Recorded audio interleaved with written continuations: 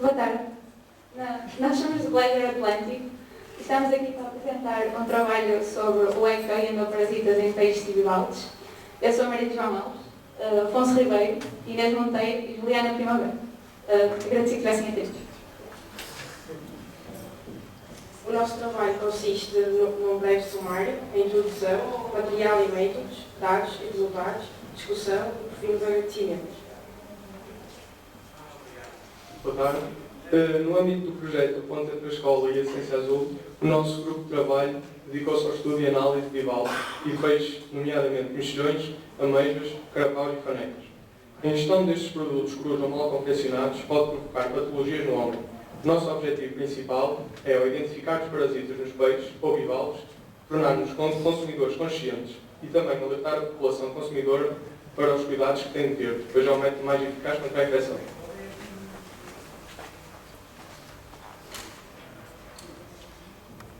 Eu vou abordar os bivalves e a Inês vai abordar os peixes.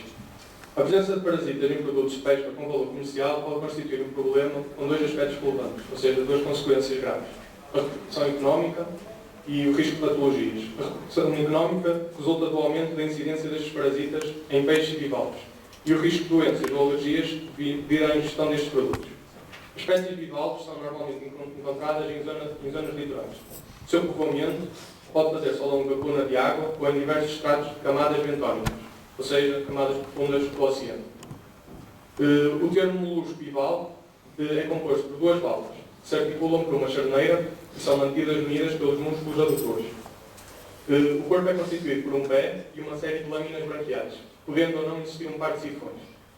Também é constituído por um manto e é de salientar a existência das lâminas branquiais da glândula digestiva, pois é onde nós vamos procurar os parasitas. Estas espécies alimentam-se filtrando quantidades enormes de água, tirando destas diferentes alimentos. Podemos afirmar que estas espécies funcionam como um espelho ou um indicador do meio envolvente. Os agentes, como sais pesados ou compostos orgânicos, poderão ter uma ação direta no estado de saúde dos indivíduos, ou propiciar condições favoráveis para que agentes patogénicos de outra natureza possam desencadear processos de mortalidade em larga escala. Neste caso, falamos dos fatores intercorrentes. São fatores que diminuem as defesas orgânicas dos indivíduos para que os outros agentes, tais como parasitas, possam atuar, provocar doença ou mesmo a morte. Boa tarde. Os peixes são um grupo muito rico e diversificado de animais adaptados à vida na água. São animais vertebrados de sangue frio, respiram por brânquias e têm o corpo coberto por escamas e possuem barbatanas. Existem três grupos fundamentais de peixes, onde varia a sua forma e a sua estrutura interna. São estes os peixes sem mandíbula, os cartilagíneos e os ósseos. Vamos falar sobre o carapau, da espécie Tracurus tracurus, que é um peixe ósseo de maior consumo no nosso país. Tem um comprimento médio de 20 cm, apresenta barbatanas dorsais, caudal e peitorais muito desenvolvidas e espinhosas. Apresenta mandíbulas repletas de dentes pequenos e aguçados. E está presente ao longo de toda a nossa costa, nada em cardumes a profundidades moderadas e alimenta-se de peixes mais pequenos, crustáceos e invertebrados. Agora a faneca, da espécie Trisopterus luscos, é também um peixe ósseo de comprimento médio entre 20 a 30 cm, encontra-se em águas pouco profundas, em baixos rochosos ou arenosos. É carnívora e alimenta-se de outros peixes, vermes enterrados e crustáceos. Os peixes e os bivalves são alimentos saudáveis e completos do ponto de vista nutricional. Possuem proteínas, minerais, vitaminas e ácidos gordos poliinsaturados do tipo ômega, que são importantes na prevenção cardiovascular, na diminuição do colesterol e na diminuição da tensão arterial.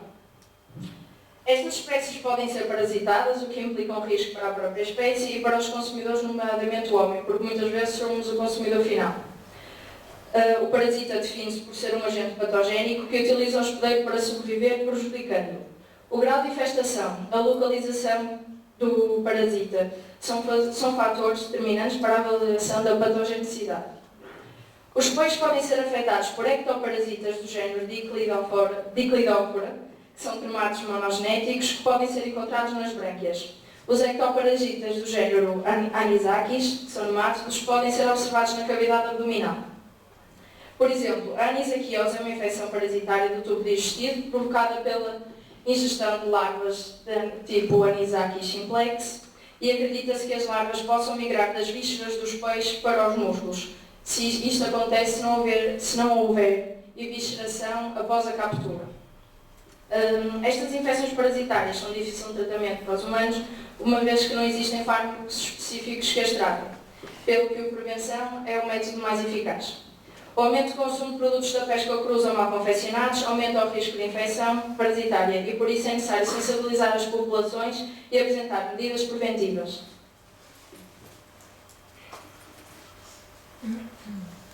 No material de métodos, relativamente aos bivalves, iniciou-se o processo de lavagem e retiraram-se possíveis jetidiones e impurezas da parte externa das válvulas.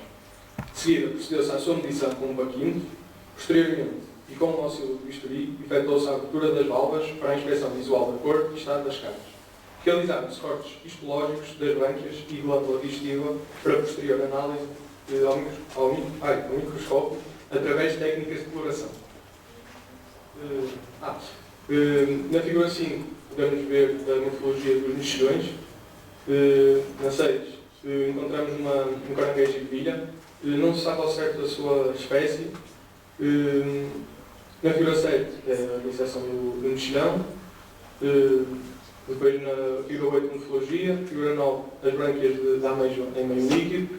E na figura 10 a coloração das brânquias com o gol, que possivelmente é o teste feito. Nos peixes, começámos por remover o opérculo e as brânquias com o auxílio de uma tesoura e de uma pinça. Isto nas fanecas.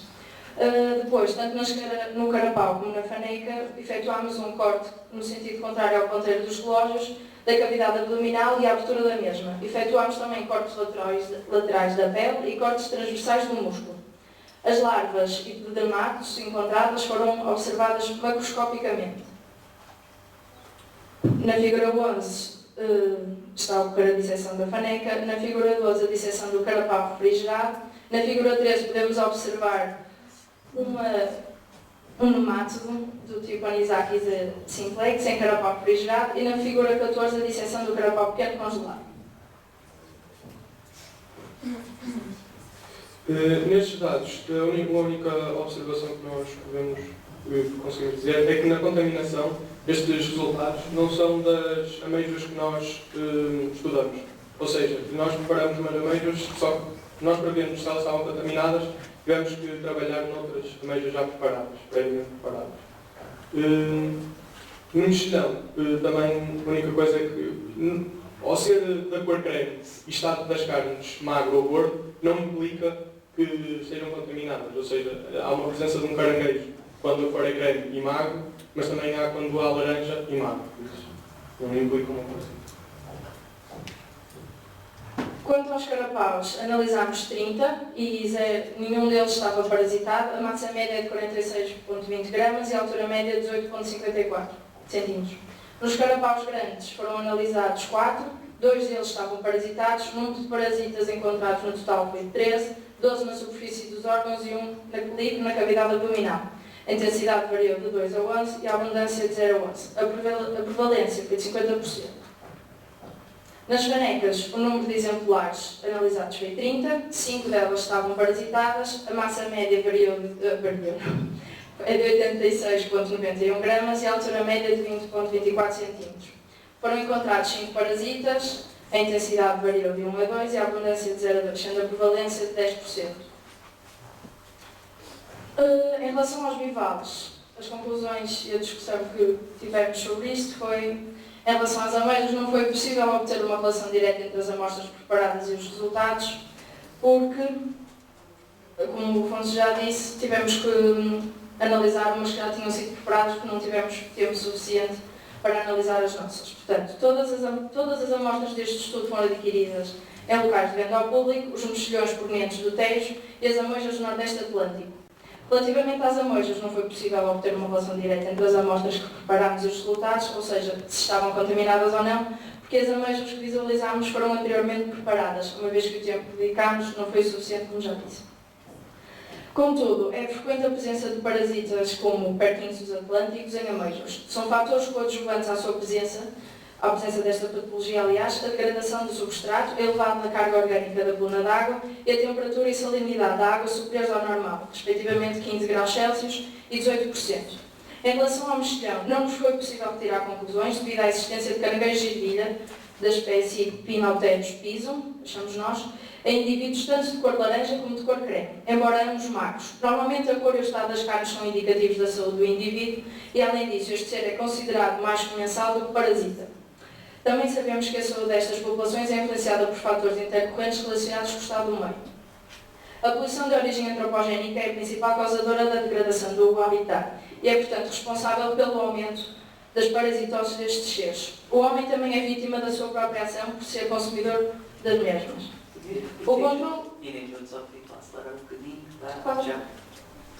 O controle das patologias em bivalves é difícil e por isso a mortalidade é enorme, causando prejuízos económicos elevados. Deve-se então melhorar as condições da aquacultura e desta forma proteger a saúde das espécies e, como consequência, a nossa. É essencial sensibilizar as populações para a prevenção e para a diminuição da população da água e dos substratos e evitar o consumo de bivalves crus ou mal confeccionados. Relativamente aos peixes, não se encontraram parasitas no carapau congelado, possivelmente por já terem sido congelados, mas sim no carapau refrigerado. O parasita encontrado, possivelmente a Anisakis simplex, pode causar doenças e alergias no homem. Na maneca, o ectoparasita presente nas brânquias, Diclidófora luscae, não afeta os seres humanos. Ações de formação para o público são a melhor forma de prevenção e reconhecer o risco de contaminação associado ao consumo do peixe cru mal confeccionado é crucial.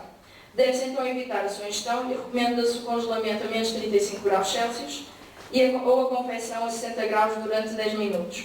A evisceração dos peixes logo após a captura é essencial para que as larvas não penetrem o músculo e desta forma são necessários estudos de investigação epidemiológica e sanitária como uma qual em que nós participamos.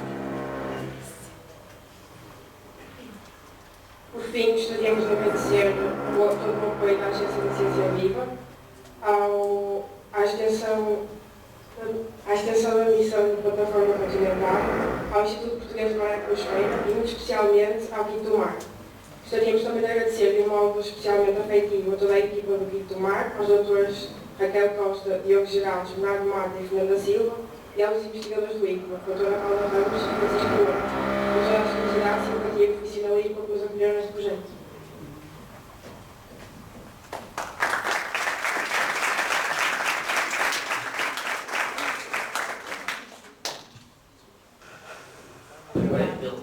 Parabéns pela apresentação e obrigado.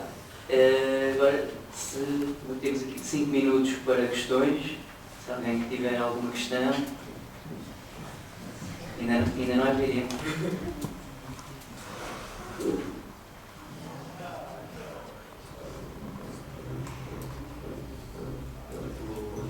Os colegas das outras escolas, se tiverem alguma dúvida, os professores, os investigadores, têm aí um microfone, que é só ligarem e podem falar.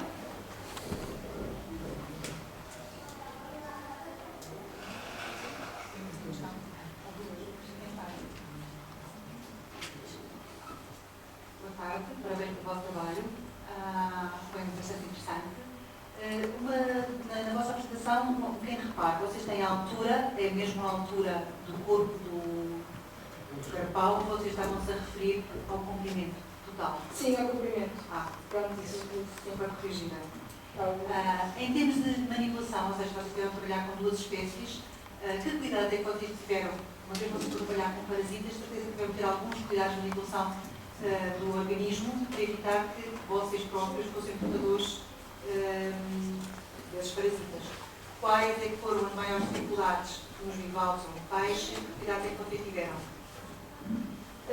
Em relação aos peixes, nós retirámos sempre com uma pinça e punhamos logo no vidro do relógio ou em algum recipiente que tínhamos perto com um líquido qualquer e depois observámos no microscópio só para termos uma noção mais ampliada de como é que era a sua estrutura, mas não entramos propriamente em contacto com o parasita. Parecem sim umas melhores luvas. Sim, digamos luvas, claro. Em relação aos bivalves, acho que tínhamos luvas. E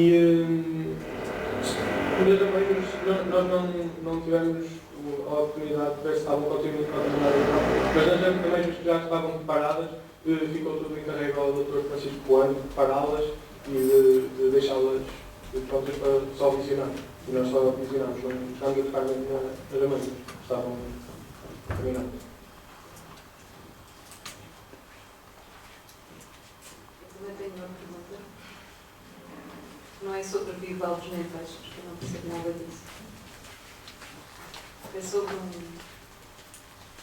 aqui nas discussões, vocês tinham uma coisa muito interessante, falavam em ações de formação como sendo essenciais para o consumo consciente. Eu gostava de saber se tem alguma proposta concreta.